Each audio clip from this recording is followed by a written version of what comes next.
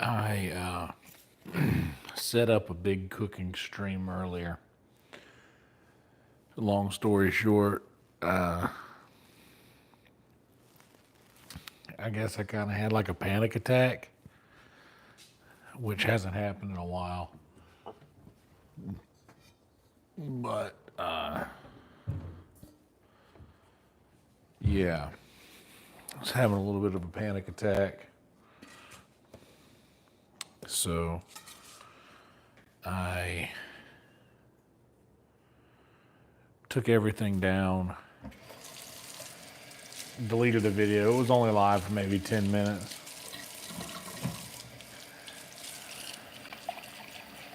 But it was just a combination of a lot of things. Being in a weird headspace. What's up, Steve? Yeah, I was just in a weird headspace earlier, and there was a lot of... I was going to do a guitar with Greg, and then I started thinking about all of the switching the streams after I do the cook, and then the guitar, and then the gaming, and I haven't felt overwhelmed like that in a long time.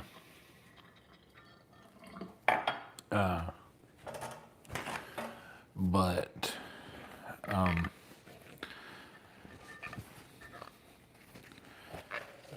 you know, what can you do? But yeah, I was feeling pretty overwhelmed in that moment, and I was like thinking there was problems with the audio to start with on the stream. So I was like, really worried about that. 2 cups mix, 1.5 cups water.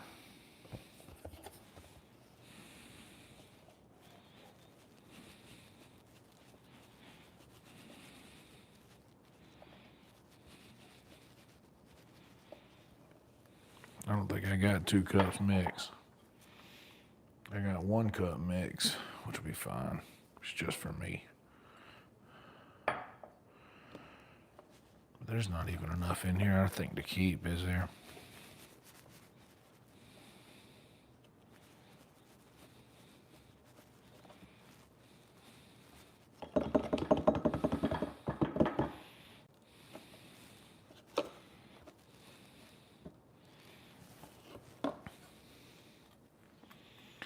Yeah, that's about a half a cup. Honestly, a cup and a half. Fuck it. Let's just do it. So 2 cups mix needs a cup and a half water, so a cup and a half mix will probably only need about a cup of water, give or take.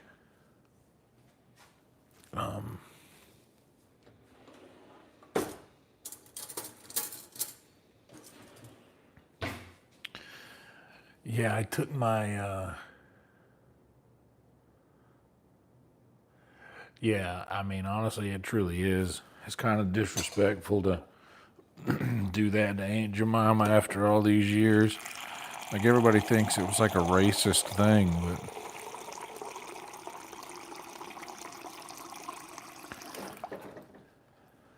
like, she was,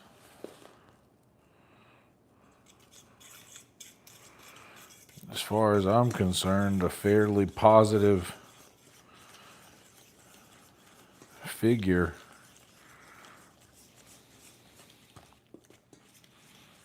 But my opinion on that doesn't really matter, does it?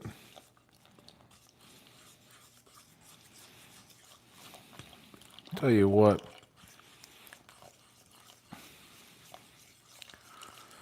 I do enjoy our national park system, and I'm glad that's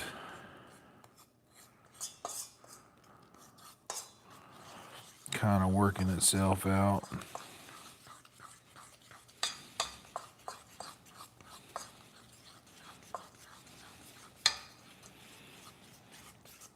I got my cast iron skillet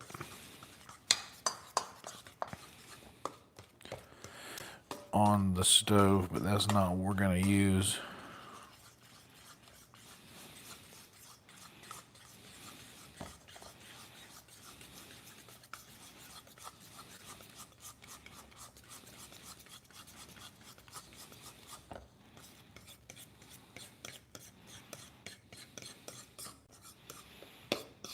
Get down here.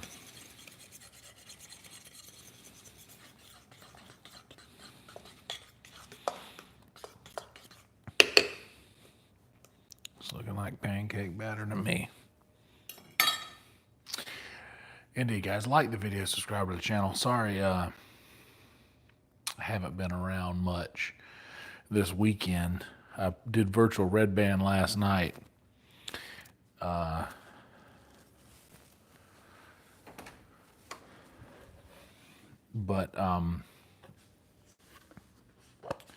I had off work today, so I planned on doing the big day of streaming. But I'm going to be honest with you guys, between the going to work and coming home and streaming so much, I think that I needed a night. I think I needed a day, rather, to just sit and, not do much. No obligations. I got up with Greg and I said, man, the mental vibes aren't great, so I fear I won't be great company. Let's try another day this week. And he said that he has just quit smoking nicotine a couple days ago, so he would probably not been great either. So we're gonna do the guitar thing one day this week.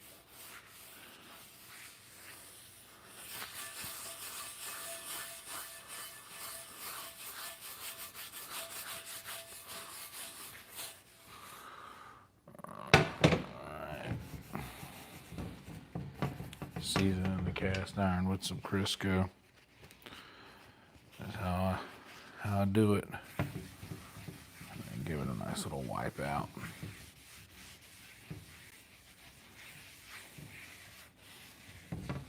There it is.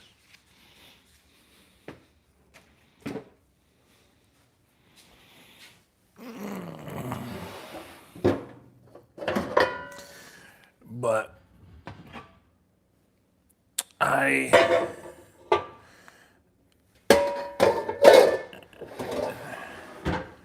did make the pork chops. They were fine. They would have been better if I did them on a stream. I don't know why that makes a difference, but it would have been so much better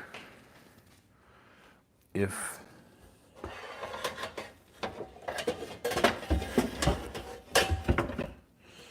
I would have done them with witnesses, because I would have been trying harder, I think, to make them good. What's up, Private? Lock, Jade, good morning. Oh yeah, I greased the whole thing. It's it is a single piece of iron. It is a single piece of cast iron, so I seasoned the whole thing. Honestly, here, let me go get. Should we have a word from our sponsors?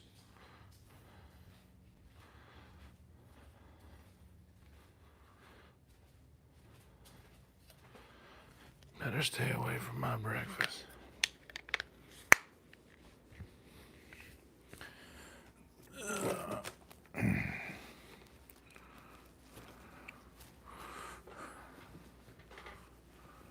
You know what?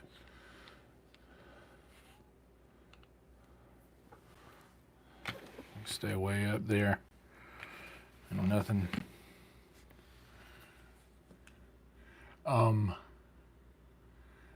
Wow, my room looks different from up here, doesn't it? Huh.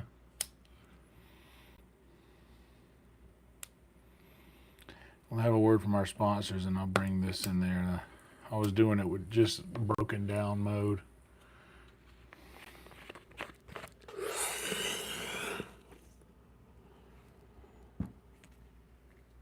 By the way, the chat now is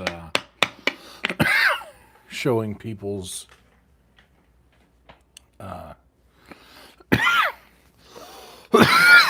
screen name and not channel name, their handle.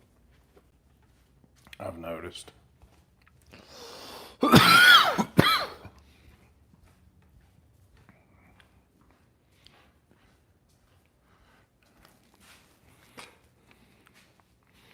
There we go. That gives us a little bit more stability. That's good, Steve. That's what you're supposed to do. Now I'll come up here. That's a bit more stability there. There we got. Fuck it. Let's just do that. That view. Okay.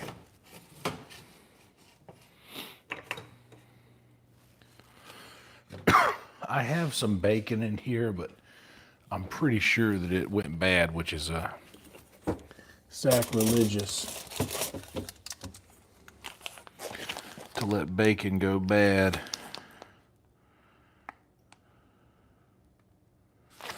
Yeah, and it went bad in May.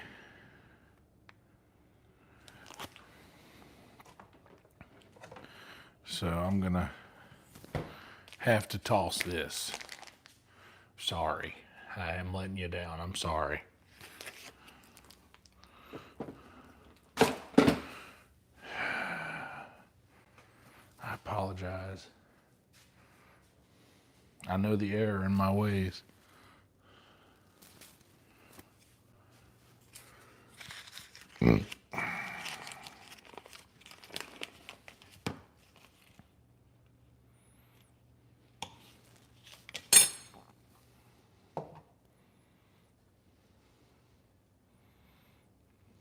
This is one of the rare occasions in which I am cooking with a non-stick pan. And with a non-stick pan, let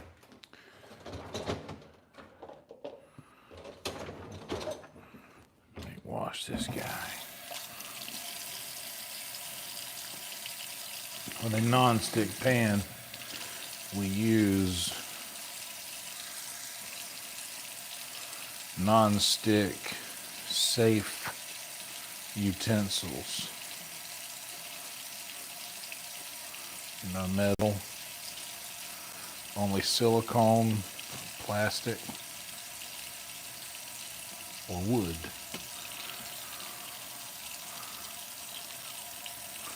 But yeah, I seasoned the whole piece of cast iron. The top, the bottom, the handle, the sides. Because that's the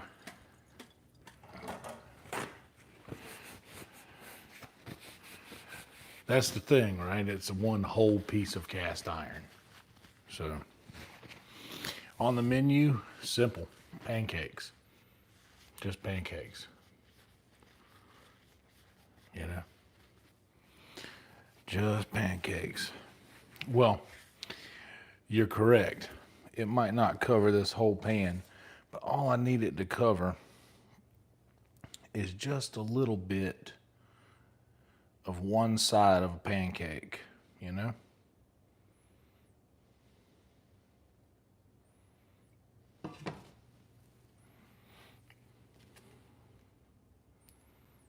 But how about this? I'll give it another little sliver there, and I'll run this around the sides.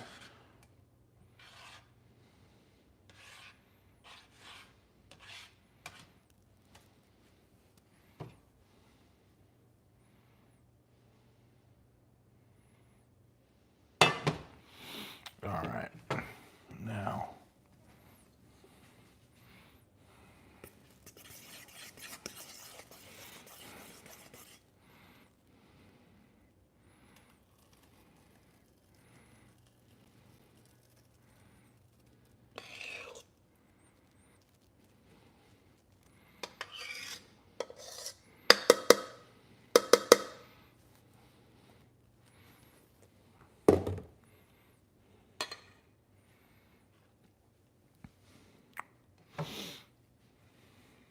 not going to look good. I don't care.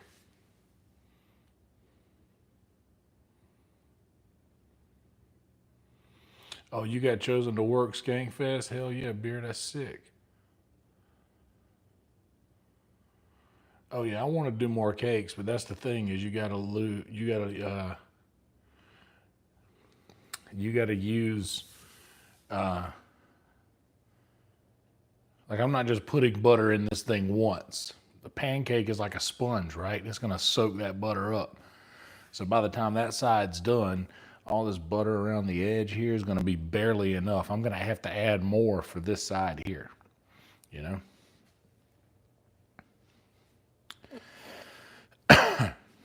Y'all, listen, look here. Your boy knows when, your boy knows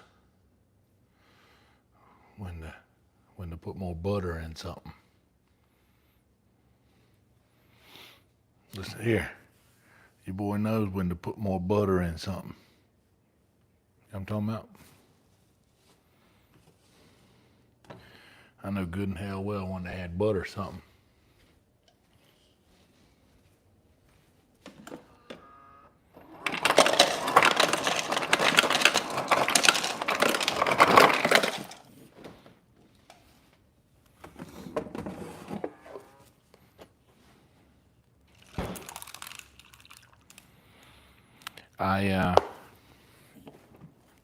I was thinking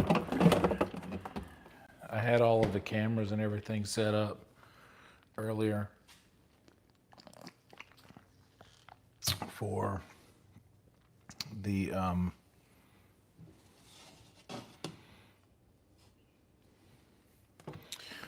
pork chop cook.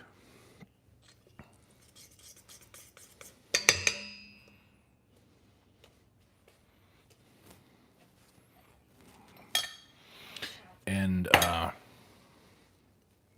yeah, that was all ready to go.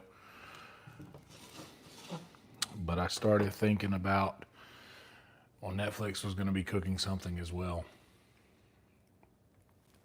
And I had the camera set up here and I thought, oh man, I bet he's going to need to use the microwave at some point during this. And I get the cords for this camera up here are so tightly wound that it kind of, because I never use the microwave when I cook. I don't use the microwave a lot. I use the microwave for reheating things a lot, but I never use it for like, I don't know, like even if I need to make some ramen or something, like I'll heat up the water on the stove.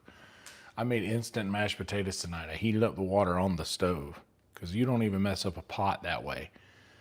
You can heat up water on a stove and that dish is still clean. Speaking of a clean dish.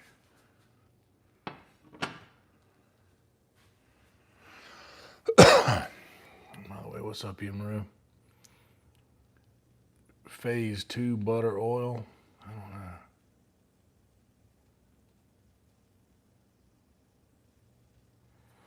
Oh yeah, more butter, more better. Okay, now this thing looks like it might.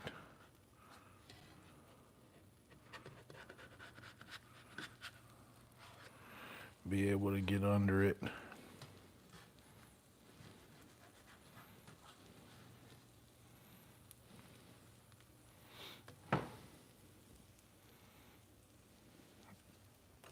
All right. Now another little pat of butter for underneath, and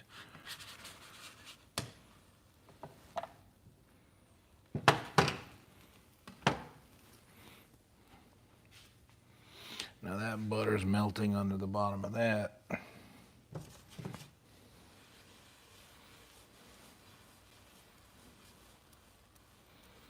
Now you see the pan greasing up with that butter in there now. That's how I do it.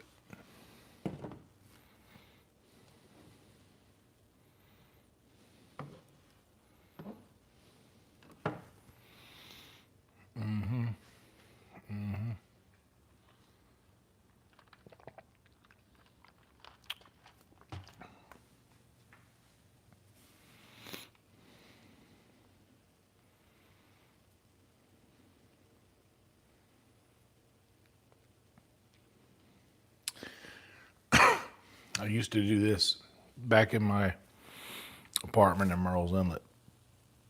This would be something I would do regularly. I was going to Costco back then, and man, I talk about all these things I used to do back in the day when I had the money to do it, you know, like when I wasn't broke. Costco sold these like industrial sized packs of like produce. So I would have like these giant trays of blueberries, and I would make these just add water, buttermilk, pancakes, and like a handful of blueberries in there.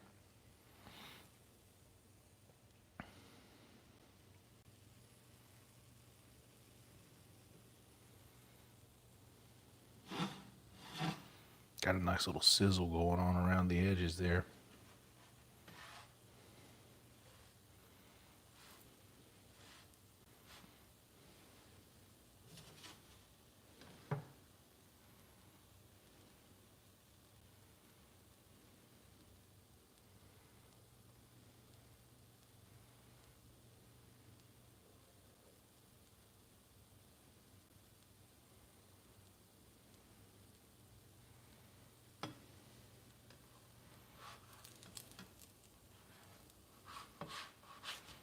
I know not. Yeah.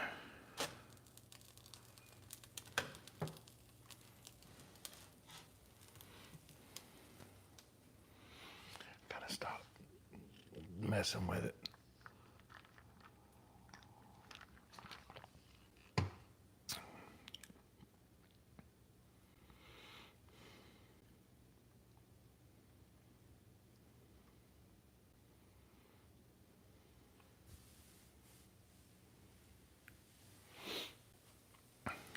Oh yeah. I'm not like I can see I can't flip from the side and there's buttons in the way here. That's kind of what I want right there. Honestly. That's about the consistency I want.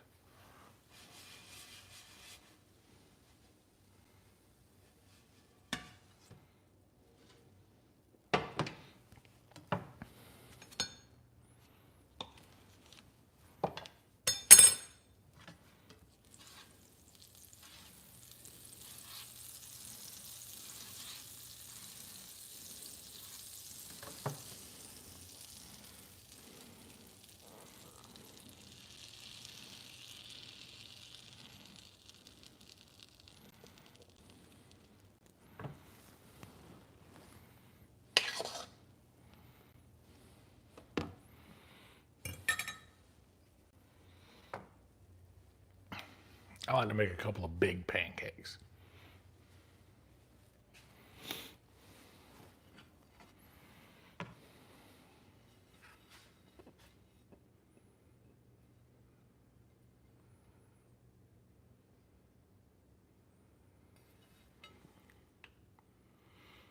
Immediately.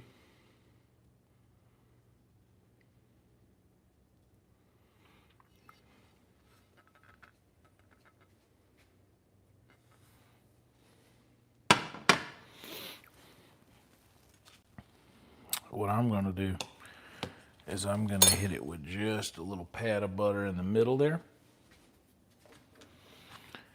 Just like I would do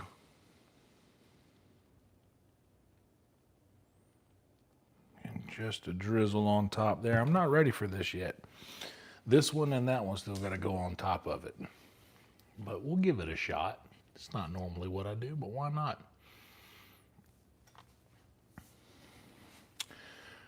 We're here learning.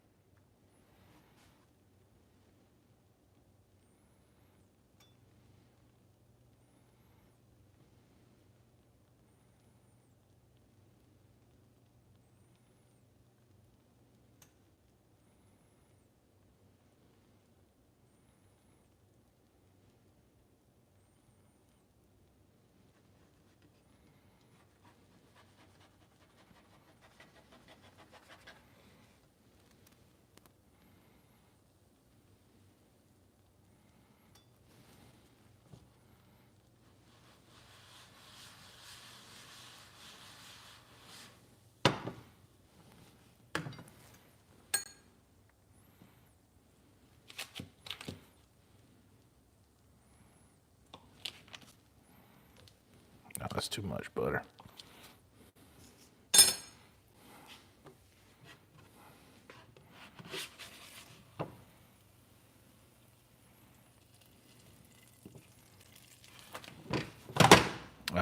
I fucked that up over there on that edge, but that's all right.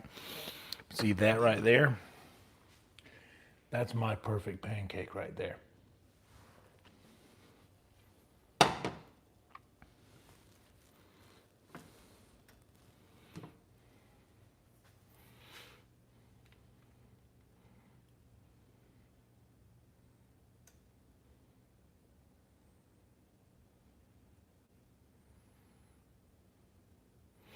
Oh, just a small bite? Oh, no. Oh, no. Oh, no. I can resist. Y'all don't know. I make some of the most delicious food that most people ever get to look at. And I hardly ever take a bite before, I'm ready to sit down and eat.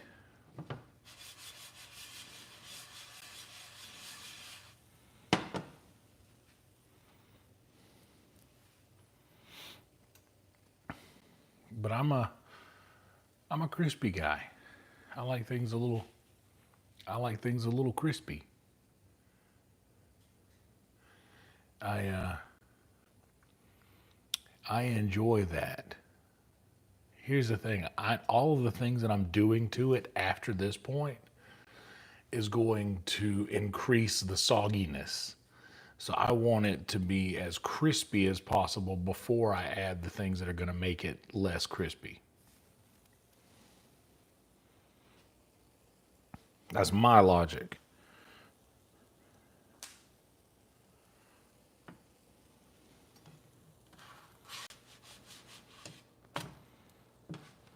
Yeah, we can go a little more than that.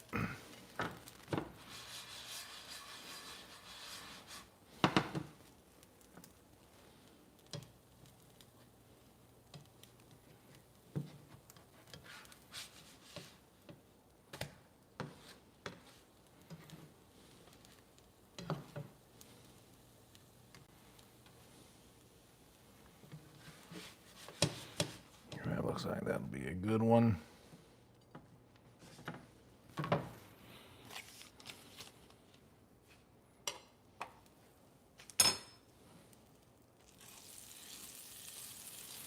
And this is going to be a little itty bitty pancake for the top.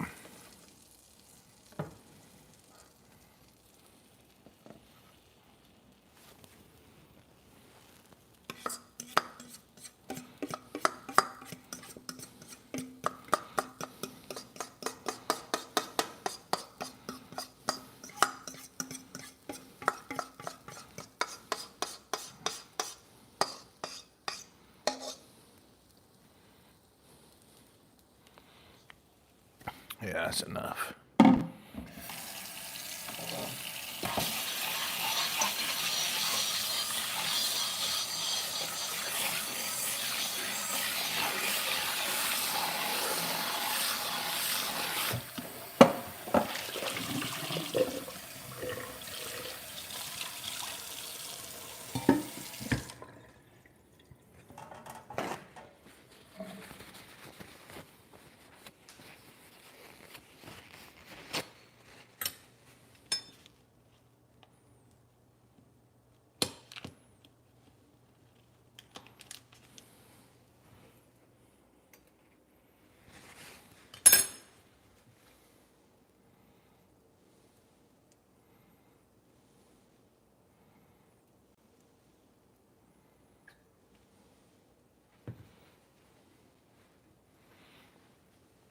We're almost there.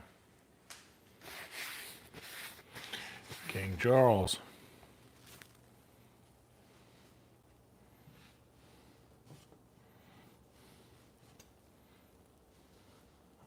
Not yet. But I think it could. I thought so.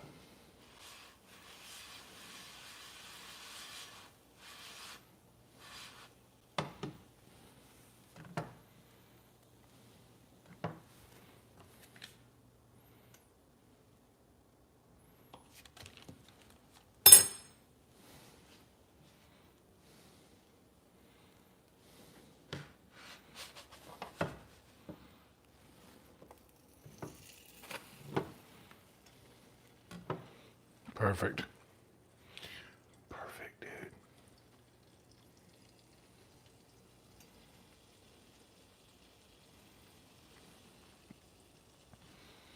The butter should make it to where this can move pretty quick.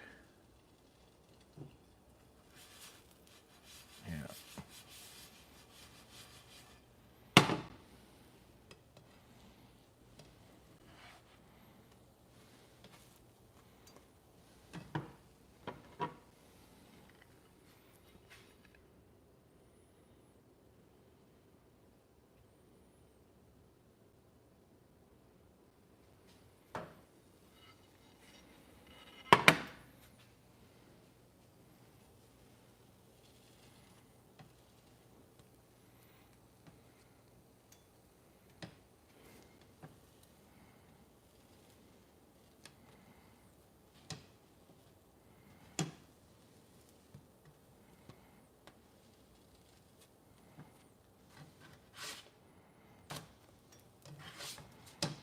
I like the way that it looks when you put it straight down on the butter. So part of it cooks around that pad of butter. I like the way it looks when it does that.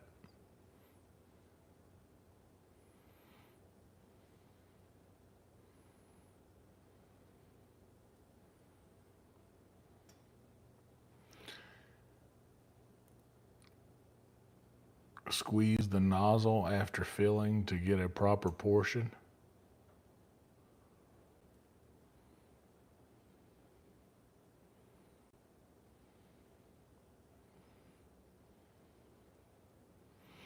Oh,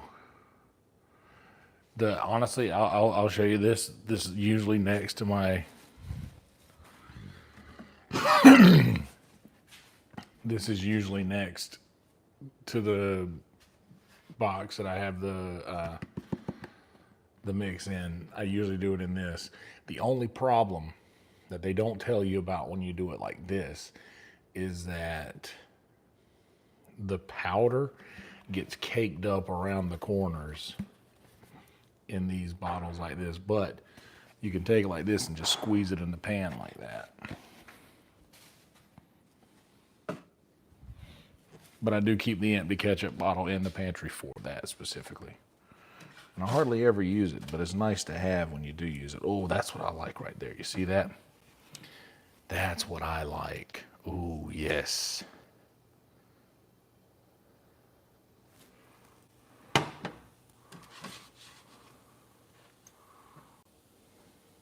right. These cakes are done. A little butter right there on the tippy top.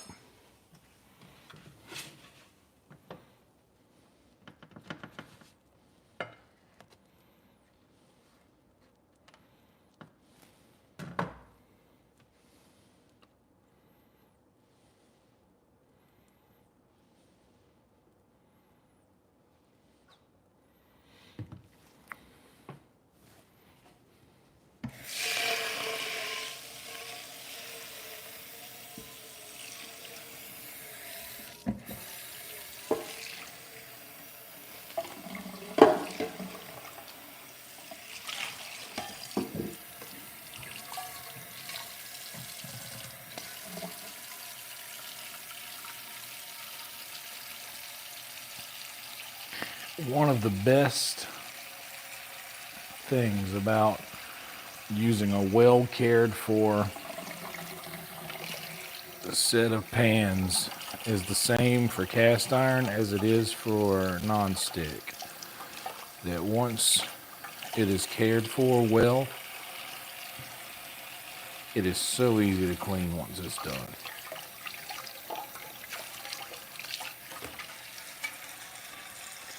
And I'll always tell people that if they want to get started cooking and they want to go start with the basics, you get a good non-stick pan and non-stick silverware to use with it, or non-stick cookware. Safe stuff.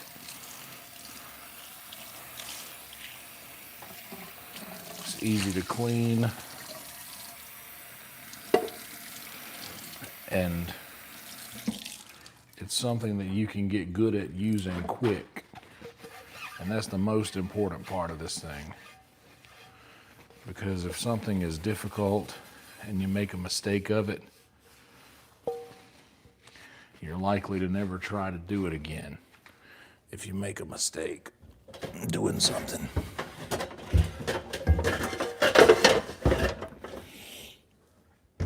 So it's nice to learn how to cook on something that you're likely to not make a mistake with. And the nonstick is good for that. A lot of cooking people, a lot of chefs, which I'm not. I'm not a chef. I'm a cook at best. But a lot of people would never say what I'm saying. But I'm just saying, if you take good care of it and you don't let any of that non-stick membrane get penetrated at all,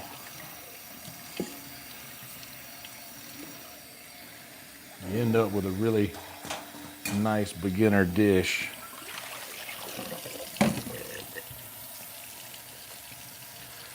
That you can learn how to cook things like Hamburger Helper or good beginner dishes like that. Y'all know how I feel about Hamburger Helper. I always encourage people to, like, if you want to cook, that's a really good place to start.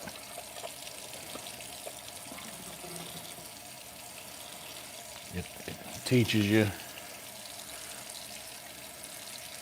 the important parts to the beginning of cooking.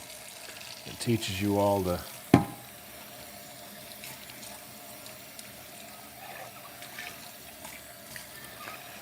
important things like heat management. Like, there'll be certain things like, okay, you want to, at this point, you want to cover this up and let it simmer. Drop the heat. Teaches you how to do. Hamburger Helper, I think, is one of the better things to ever come out to help people learn more about cooking. Or maybe I'm just rambling.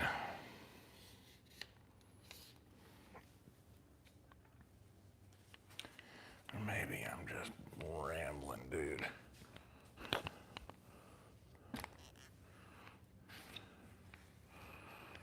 But I do.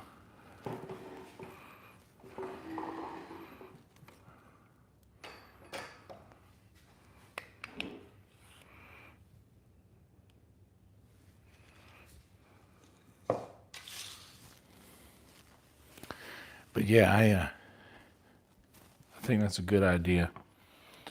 It's a good thing. People learning to cook, and obviously you don't do that forever, but that's a nice way of learning how to use your stove and your dishes. And it's like you gotta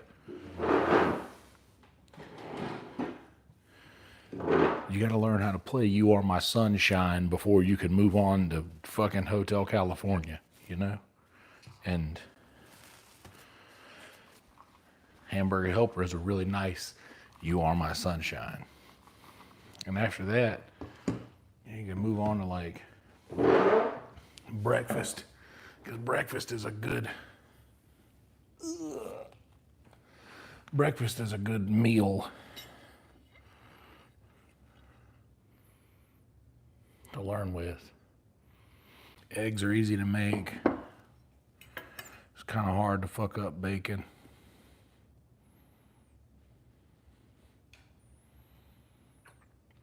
See, like a sponge, those pancakes already soaked up.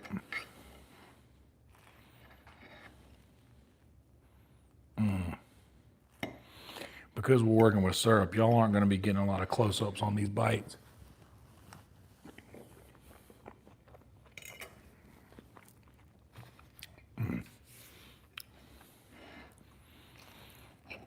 This is exactly what I wanted today.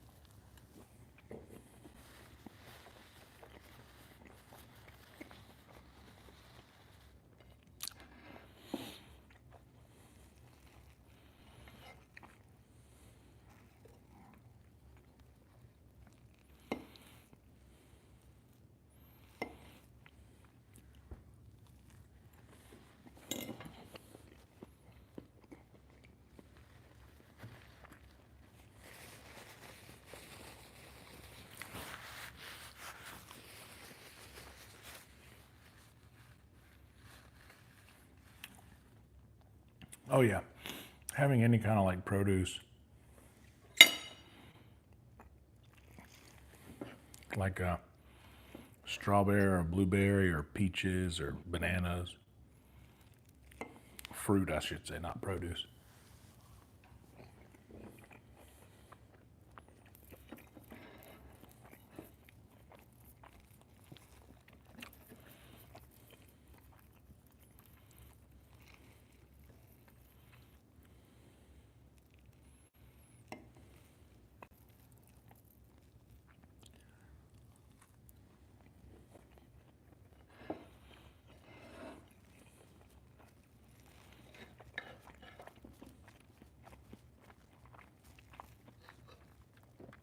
Does anybody else eat their pancakes like a psycho? Where they'll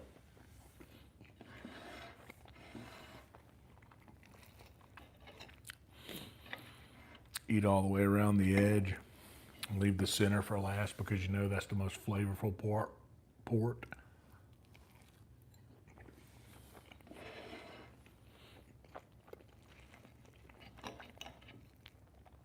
Because I do that.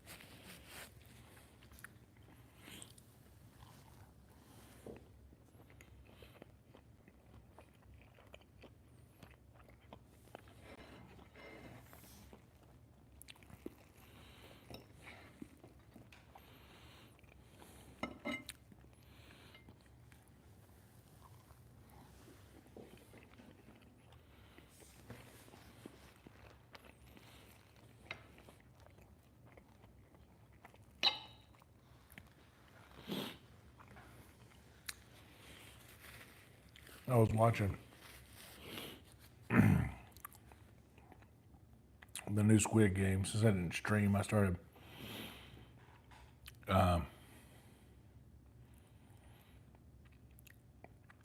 watching that. I got the first episode down.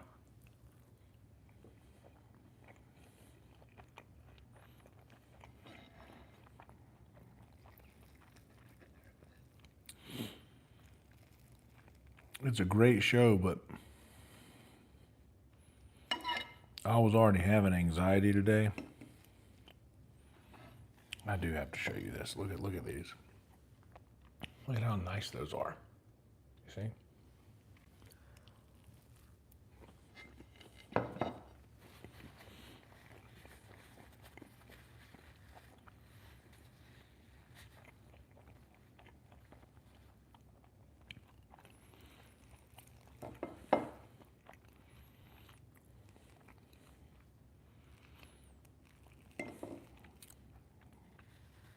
Yeah, my anxiety was already off the charts today.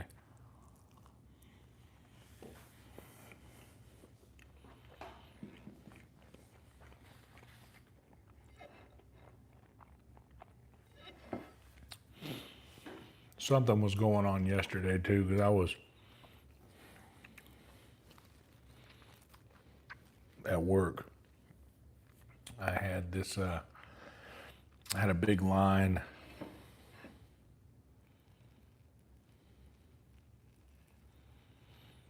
I had a big line of people, and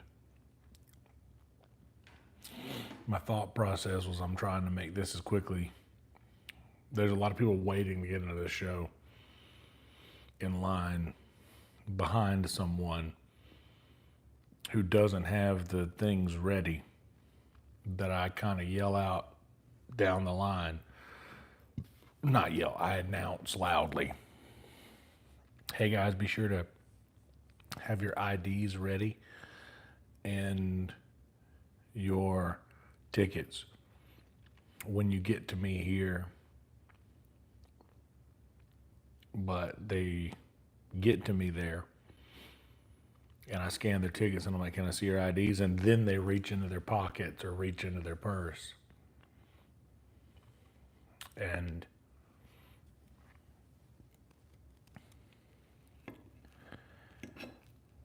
yeah, it just drives me crazy, man.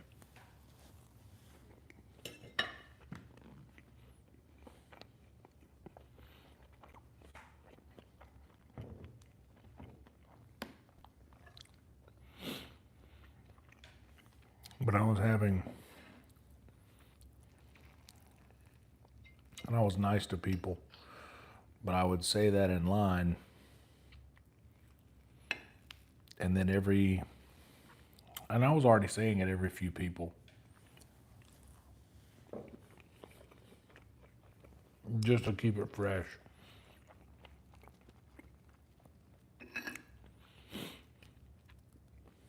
But it got to the point where I was always saying it like, if someone got up to me and I had to ask them for their ID,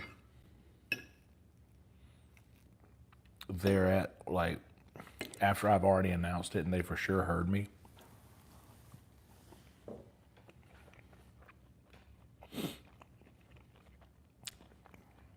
then while they're getting their ID out. And by the way, if it's like an old person, I know you're 21. I know you have a valid driver's license. You're good. But dude, these people like come up to me and they're like, they were born in like 2002.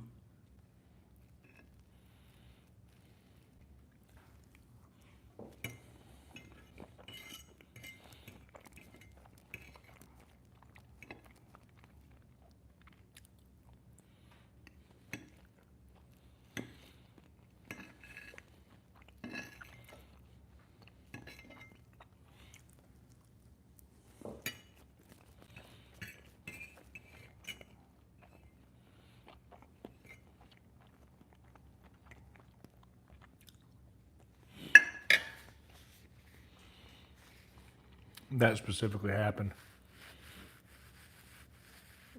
There's one instance I'm thinking about specifically where a guy and his girlfriend came up and I saw them in line along the wall. So if y'all don't know,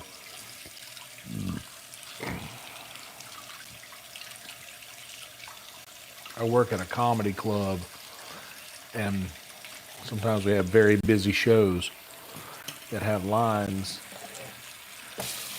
that go around the block, around the corner. So I'll be checking people's tickets in here, and they're going around me in a line up the stairs. But that line is moving. I'm the first stop in them getting in the building.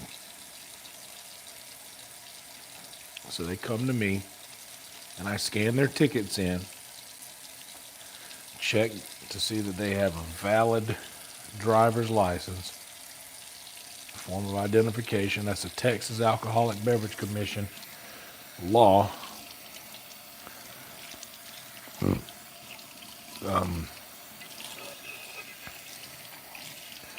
But I get up, there's a group of people, there's a group of 7 guys. One guy's got everybody's tickets, and he says, I've got everybody's tickets. And I'm like, okay, there's 7 of you?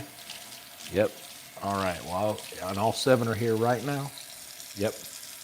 All right. Easy peasy. I'll get you checked in manually. Scan the first one to make sure to see if it's a preferred or general admission ticket. If it is preferred, I give them a ticket, like a physical ticket, that they will hand off to their seaters. And I tell them, don't lose this. This is the only way they'll know you guys paid for preferred seats.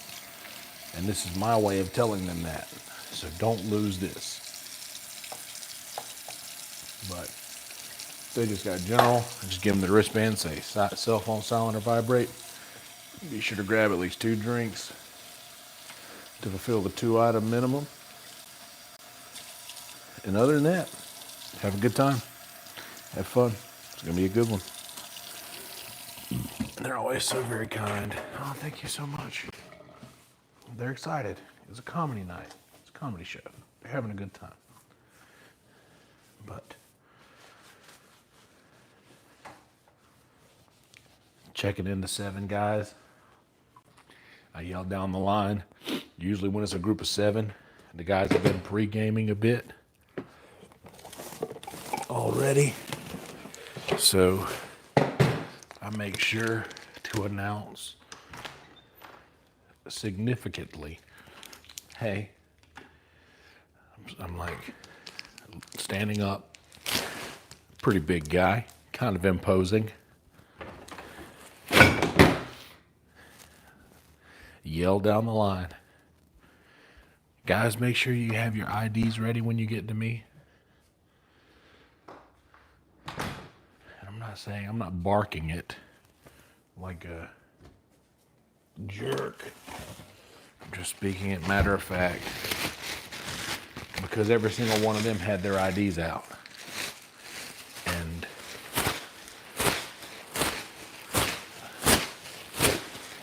right behind them was a couple, a young couple. And they were right behind that group. And I said that thing twice while that group was coming past me. I'm just planning ahead. Like, hey guys, just make sure you have your IDs out. That's just part of the thing I'm saying to them now at this point. And the young couple behind them, gets up to me. And the chick has the tickets and her ID. And I always give them the benefit of the doubt. If one person has their ID out already,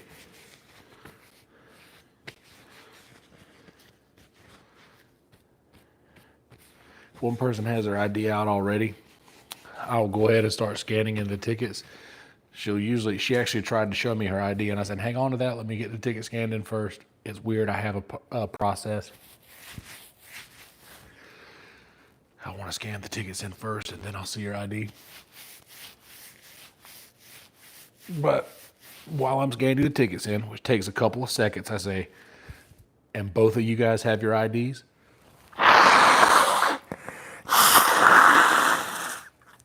Sorry, I know that was gross.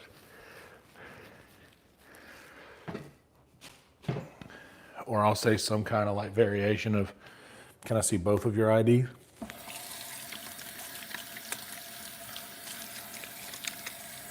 And she has her ID already in her hand, and I see her turn and look at the guy with her, who I'm assuming is boyfriend.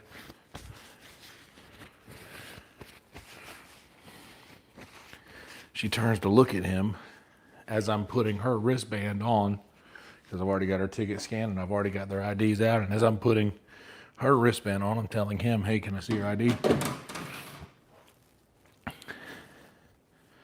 And he just stands there waiting until I get done putting her wristband on. And then he just reaches his arm out. And at this point, I have indirectly asked this guy for his ID twice and directly asked him for it twice.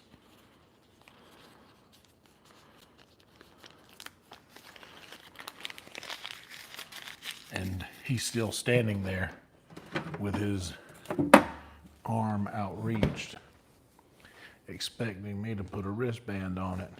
And to be honest, at this point, I was feeling disrespected. And that's one of my least favorite feelings, feeling disrespected. So,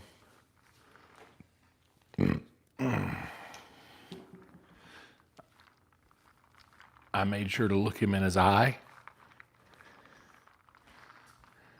after he just reached his hand out to me and saw that I wasn't putting a wristband on it. I looked him in his eyes and said, "Can I please see your ID?"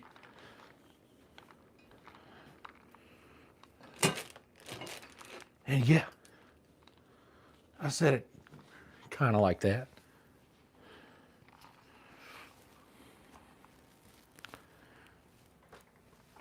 Because I'd already said it. I don't know how many times. It was already said. And that's just that exact thing that I just explained in detail happened like a dozen times in just that line of people coming in the club. And I'm not exaggerating. Like, so many people.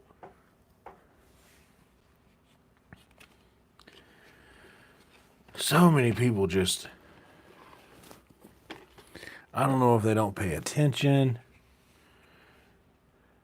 or if, but I make it very clear.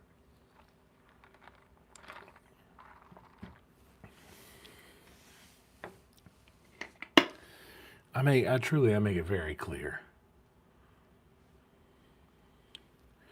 The flapjacks were delicious.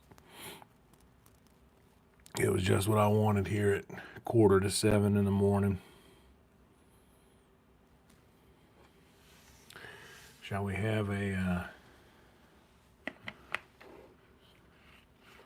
word from the sponsors?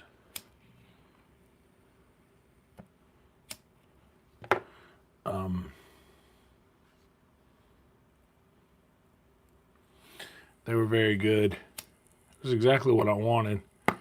Like, and honestly, man, I needed that because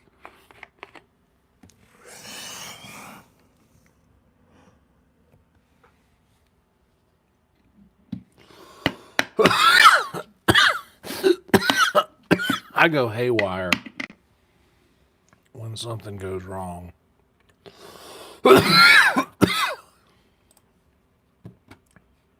Or even unexpected, you know?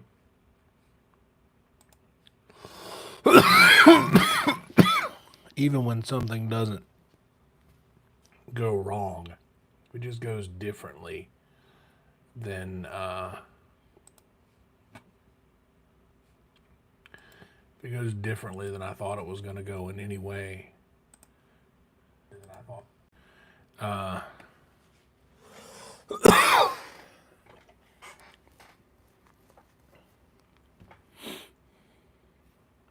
I really shut down in a big way when that happens.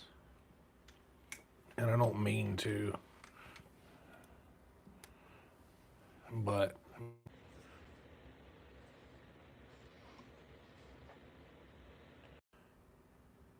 yeah, I don't mean to, but sometimes my brain is weaker than other times.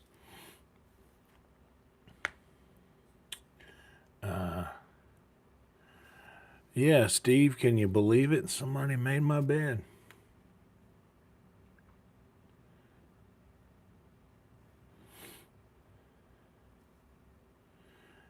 Yeah, and the wisdom to know the difference. That's the thing. That's why I really try to control my expectations, because that's the thing I'm constantly in control of, and that's the biggest thing for me is controlling expectations.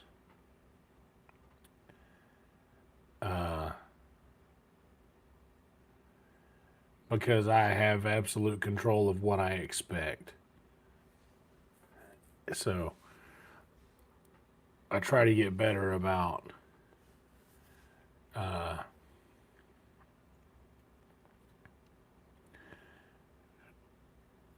getting a grip on that. But that's something that I've worked on by myself for most of my life, and I've started recently doing therapy for the first time in my adult life. And that's going it's going really well, but it should be going well because I've been doing this freelance for myself by these podcasts that I recorded so long ago, and even the ones that I do my driving talks now is sort of me being my own therapist. And if any of you guys ever listen to any of those things or the old podcasts that are available, by the way, the driving talks are behind a paywall. If you listen to them, you'll understand why. But the MI stuff podcast is not. All of those are free if any of y'all ever want to go listen to any of those. But there's this thing that I realized I was doing back then that I started to exploit in a good way, was that anytime I would say something and hear myself say something that kind of made me like, well, if I heard someone else say that, how would that make me feel? So I set up a filter in my mind to where anytime I heard myself say something, I listened to it from someone else's perspective, just as I say it. Like I'm pretty much running everything that I say through the same filter that I run everything that I hear through, if that makes any sense. And I started realizing things about myself that I would say something that I'm like, well, that doesn't sound right. Why did I say that? Why do I feel that way? What's the process behind this feeling? And realizing that is a power in itself, I guess, because then you can really use those little lessons that you learn elsewhere in your life too. Like, it's not just now, oh, well, why did I say this thing in this podcast and I'm recording right here? Do I really believe that? And I will like verbally challenge myself on it immediately. And if any of you have ever watched any of my like those deeper cut podcast episodes or whatever have you, like you'll hear me say, oh wait, do I really feel that way? Like actually question myself. Do I really believe this? Like, or is this just something that I feel like in my mind I can't, like, or do I feel like I should feel this way? Or, these aha moments, if you will.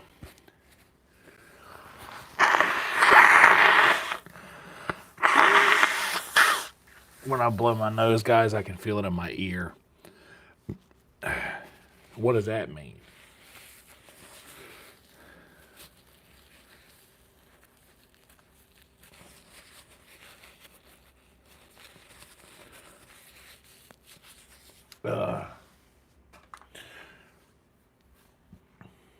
Oh yeah. Yeah, I'm not worried about that. I'm not worried about feeling bad for myself. Oh yeah, I know it's all connected. I spent most of my life in an ear, nose, throat doctor. ENT. My mom used to like flirt with him real heavy when we would go to the doctor's office. I just remember it was like unnaturally flirtatious with the man. And I don't, it was weird. And I kept going back to that doctor.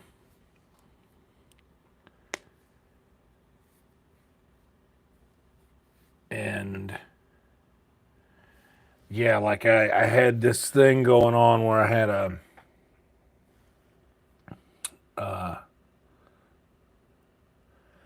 the cyst that a wisdom tooth grows from was growing on schedule when I turned 15. It was growing on schedule, but it was impacted because of the head injury that I had when I was 8. Like that was a pretty heavy thing, but it was impacted. The cyst that spawns the wisdom tooth in my sinus cavity. So when it started to grow on schedule, it was growing inside my sinus cavity. And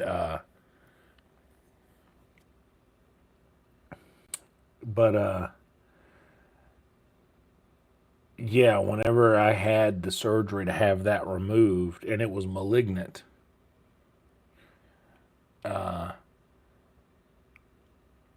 after I had it removed, the I had to go back and have like CT scans every 3 months for the first 2 years, and then every 6 months for the next 2 years.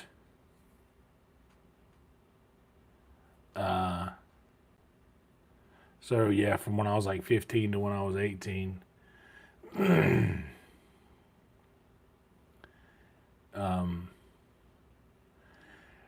But that gave me, I had basically, from the time that I was about 13 to 15, I had a sinus infection.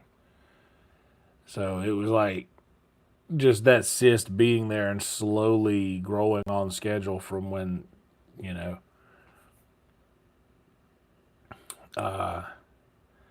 my sinuses have always been trash. And then or right after I quit drinking, rather, and I started doing all that powder, shoving all that powder up my nose. Not a good move, not a good idea. So now it's in worse shape than it already would have been. And also, I got in a pretty bad wreck when I wasn't wearing my seatbelt once. And if you notice, looking straight at you, my nose goes this way. Probably never noticed. My nose kind of goes towards the left a little bit. And also, here's you notice that right there. You probably never noticed it before, but now you do. It goes all the way back around here. That's from my the skull cap from when I had the brain surgery. But yeah, my nose is in a rough shape. But I knew I was going to end up getting a sinus infection this week because this earache started yesterday morning. So that's probably another reason why I had a rough day yesterday. Or I didn't, when I started the stream today, I was like, it started off I was trying to check the audio, but the sound bar on the TV in the living room that I was using for a monitor was turned off and I didn't know it. So immediately I was like, oh, fuck, the audio is not working, and my brain went in meltdown mode.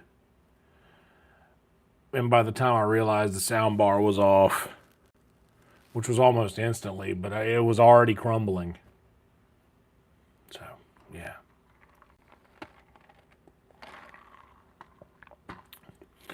Thank you, Steve. I'm very proud of my hair. Malignant is not better than benign. I'm pretty sure that benign means that it is non-invasive, right?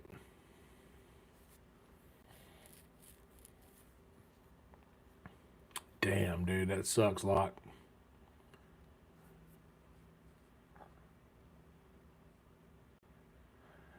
That sucks, man. It's not a good pain. It's not a good feeling for sure.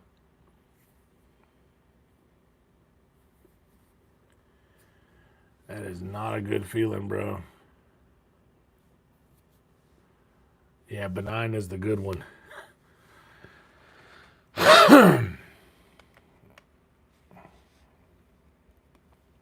I don't know if benign. I think a benign tumor means that it is not cancerous, but a malignant tumor means that it is cancerous. I thought Malignant was a great movie too.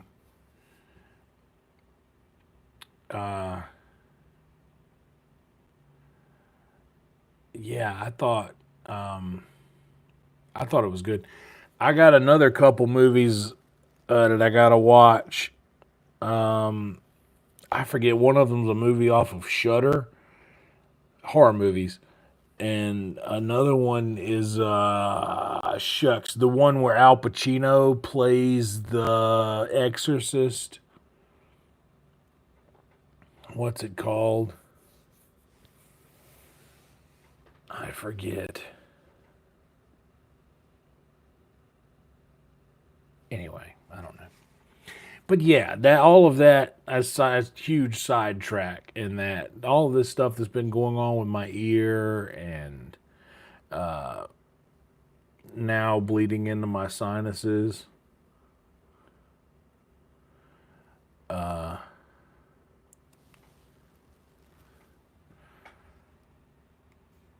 Yeah, that discomfort.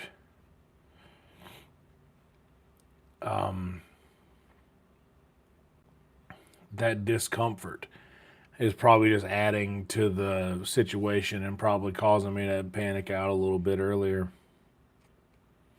Steve, I still fall asleep to Jaws on repeat every night. Still. Literally, when that TV turned off, Jaws was on it.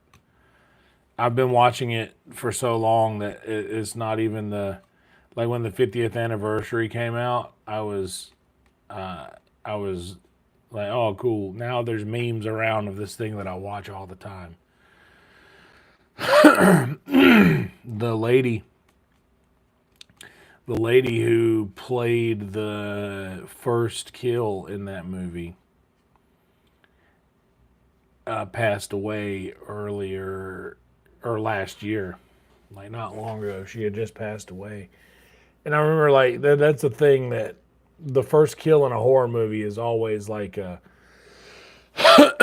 ends up being like I like somebody usually.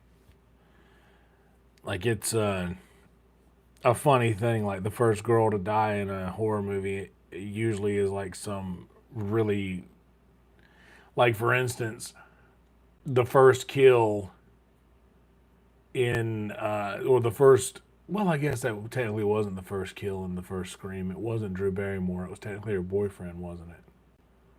Huh. But anyway,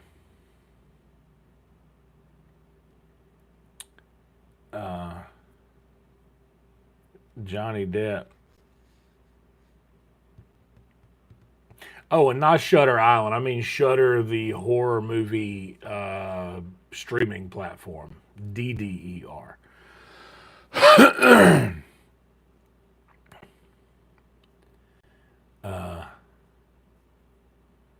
Dark Angel I have not seen, but it sounds nice. But yeah, the first kill in a horror movie is usually a pretty memorable face.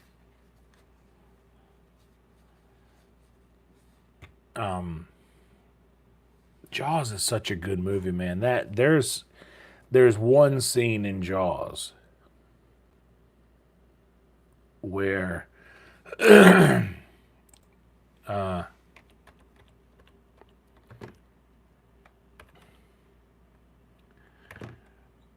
Quint, okay.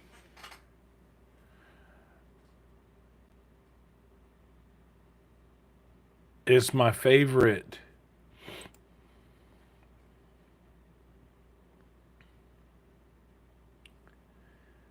Is my favorite scene in the movie.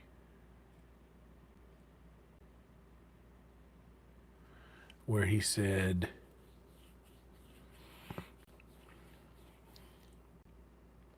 this is, imagine this, in the middle of the ocean with this old-timey sailor and a shark expert and a sheriff. And the old-timey sailor is obviously the most traveled at sea or whatever, but they're all drinking, they're all having a good time, they're singing songs, they're having a good night, and they are like getting close to blackout drunk, just having a good time on a ship in the middle of absolute horror as this giant great white shark is terrorizing them. And he goes into this speech.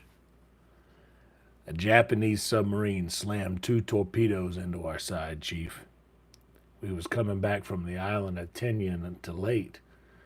Just delivered the bomb, the Hiroshima bomb. 1,100 men went into the water. Vessel went down in 12 minutes. Didn't see the first shark for about a half an hour. Tiger, 13-footer. You know how you know that when you're in the water, Chief? You can tell by looking from the dorsal to the tail.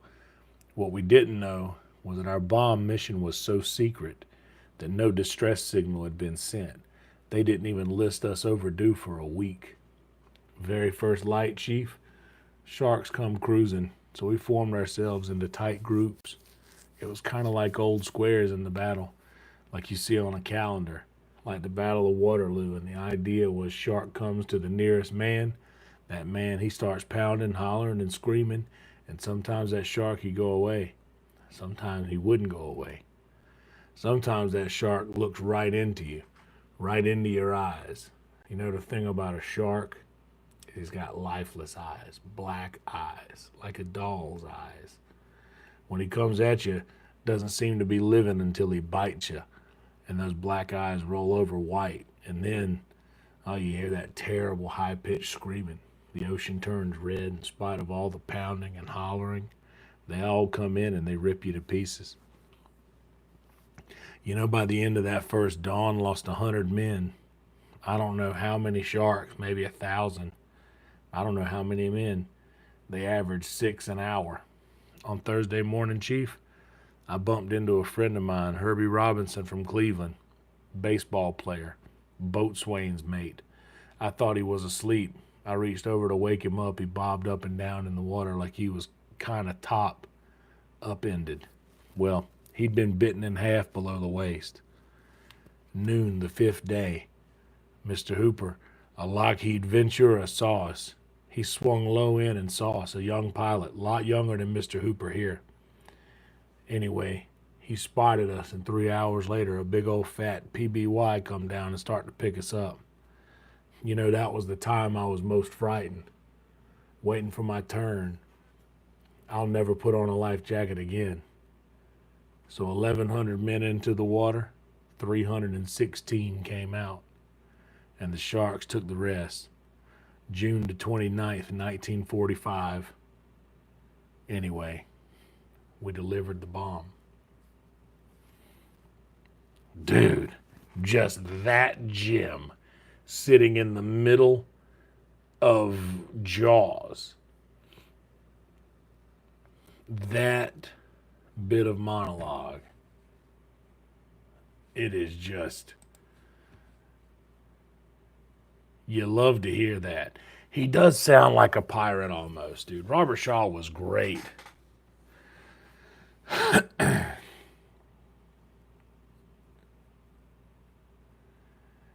Yeah, it's like You don't get that anymore, man. Anyway, we delivered the bomb. Imagine how lucky that is, dude. 1,100 men go in the water, 300 and something come out. Terrifying. Yeah, Jaws is good. I'm glad. I'm glad that people are paying attention to it again because Jaws doesn't.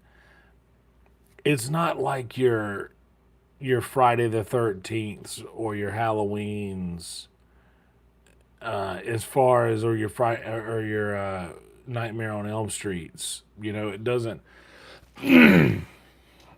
It doesn't like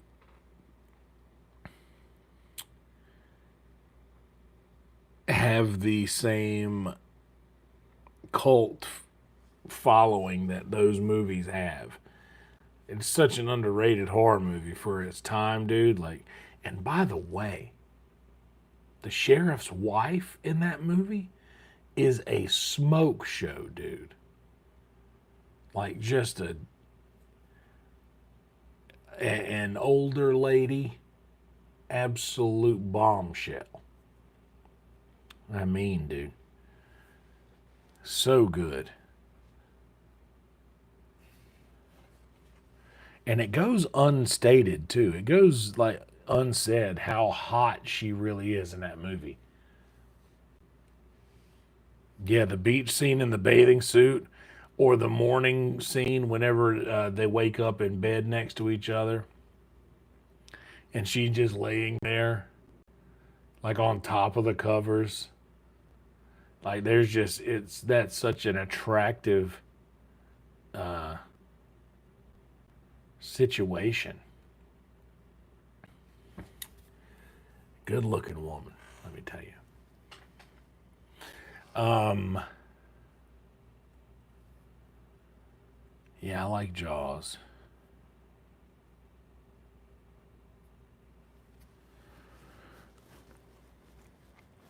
But I got a couple of those I need to watch. I need to finish watching this Squid Games.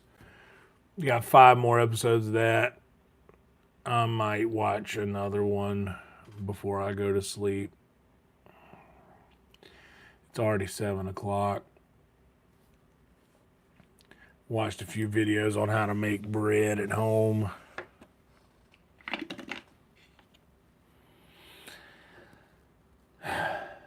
The only reason I brought that up is because it was in the search bar still. Making loaf bread at home. Now every time I'm starting to deep inhale or something like that, or hiccup in a way, my ear just pops, and I can feel that sore liquid that's in there. It's just sore.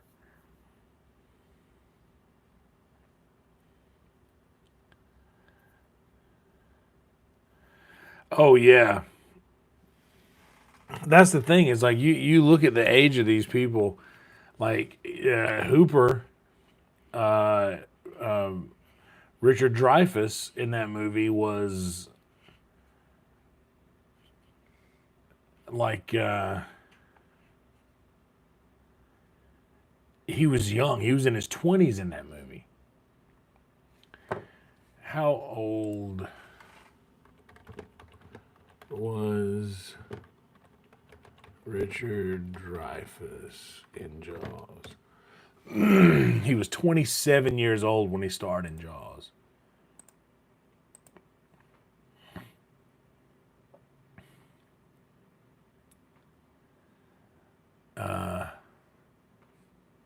That's crazy.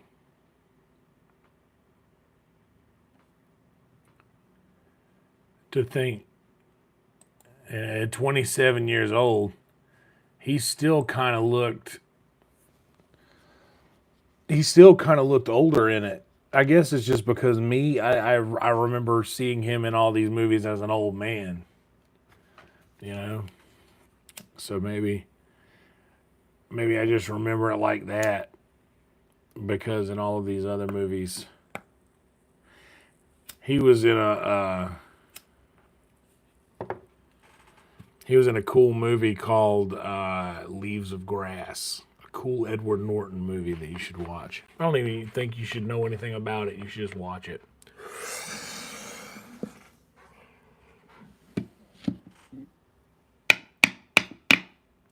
But anyway.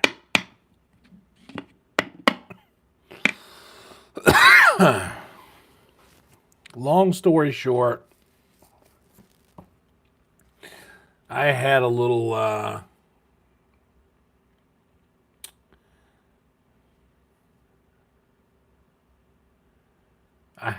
rough time mentally earlier, and I ended a stream that I set up a lot of equipment for. I set the whole multicam stream up in the kitchen, and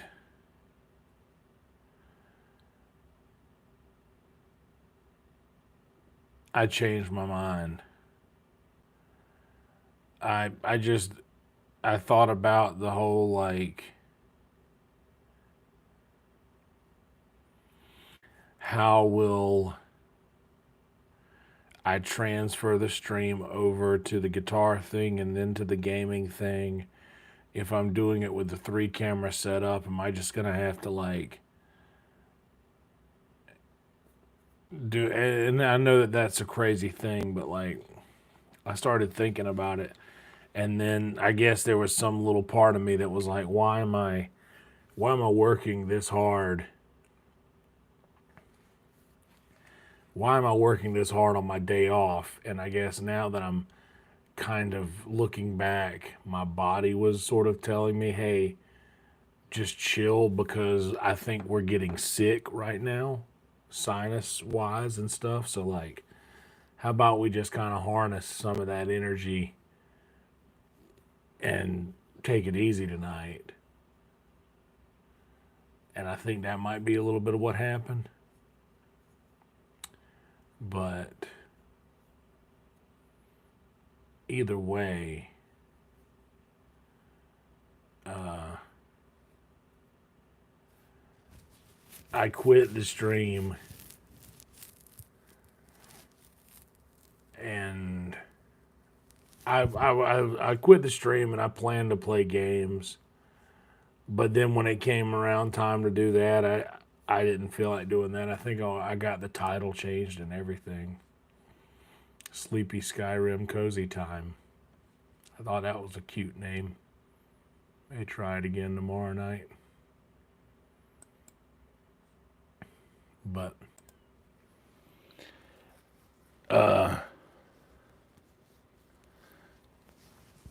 yeah. Oh, I know, Steve. I know. But it was in that particular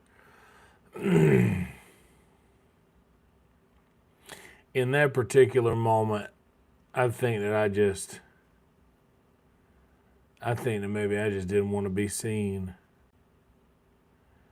And I spend so much time in front of a camera, which I'm on Netflix pointed it out earlier, because he was like, "What happened?" I'm like, "Man, I just, a lot of moving parts in my brain, and I kind of freaked out and changed my mind." But he was like, "I'm gonna be honest, like it's like really impressive how comfortable you are on camera, like in front of, like, being filmed as often as you are." He's like, that would really bother me, like to the extent that I do this. I'm like really comfortable in front of a camera, but I think that my brain or my body, just, I don't know. There was something in me that was like very anti being on camera at that point, and I didn't fight it. But as I was sitting here watching Squid Games, gotta be honest, I fucking missed this. I love this. I love doing this. I love doing this so much that I went live to make pancakes at 6 o'clock in the morning. Like I really enjoy doing this. It's I've wanted to do a thing like this ever since I knew it was possible. And then when I joined the Discord, it was almost like the Kill Tony Discord, and I was in the voice chat, and then all of a sudden you had cameras, so it was almost like I had a little TV show that people could tune in and watch, and they did. Like, and I kept it going all day long. It was like my own Truman Show. It was like I bought extra phones so that I could be live in the voice chat all the time. I started carrying battery packs so that I would never lose power and I would always be able to be connected to the voice chat. And whenever I wasn't able to be connected to it, I got nervous and the anxiety started building up. I felt so comfortable, like that was my safe space that I could carry with me anywhere I went. And I just got used to doing that. And that made me feel good. It made me feel necessary. And that's a feeling that I think I was looking for at that time. But it made me feel good to know that people wanted to watch whatever it was I was doing. And now I'm just talking about in the Discord there. So, like, this is doing a thing like that for me to where I'm like, I love this so much that it's hard for me to stay away from it, even when, like, I feel like my body is kind of telling me to. Or my brain, at least. But what can you do? The pancakes were pretty good.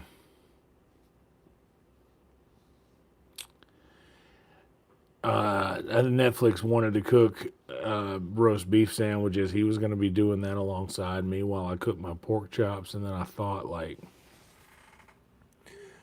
well, if he's cooking his own thing and I'm cooking my own thing, and we're just basically sharing the kitchen and I'm streaming, that might make him feel awkward. But I think I'm going to try to organize cooking something with him over the next few days because this week where I'm going to be off on 4th of July. But if I had to guess, if Red Band and Toe don't do anything extravagant for the 4th, we may get a virtual Red Band that night. If not, we might do a hamburger and hot dog 4th of July extravaganza. I'll have to get some. I got to get some ingredients and some things, but I've got enough meat to make a mess of hamburgers, and I can get enough meat to make a mess of chili for the dogs. Get plenty of slaw for the dogs, because that'll be much better than that canned chili that I made. But the canned chili worked great with the hot dogs, to be honest. But the chili I would make would be so much better.